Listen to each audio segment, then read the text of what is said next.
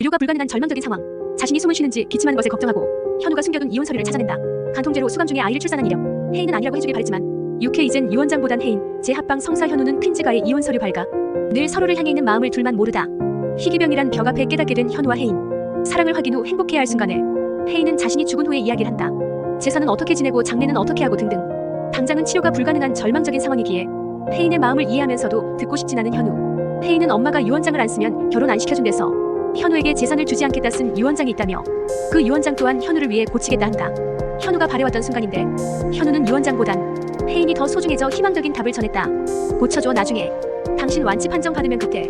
퀸즈가 내부엔 생각보다 은성의 편이 많았다. 수철의 아내 다혜 또한 은성과 같이 일을 꾸미는데 보육원에 은성과 있던 여자아이가 다혜였다. 그레이스고가 신분을 속여 맞선을 주선했다면 퀸즈가 며느리가 되는 것도 식은 죽 먹기. 현우는 다시 혜인에게 합방을 하자 제안하고 혜인이 콜하며 연우 부부처럼 지내게 된다.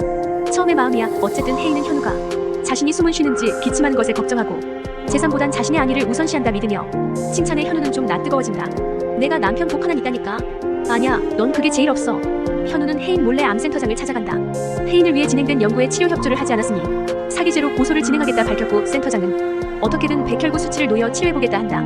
그래서 혜인이 긍정적인 답을 듣고 기뻐하고 현우는 그 모습에 흐뭇해했다. 키다리 아저씨처럼 도와주며 혜인의 자존심은 지켜주는 중.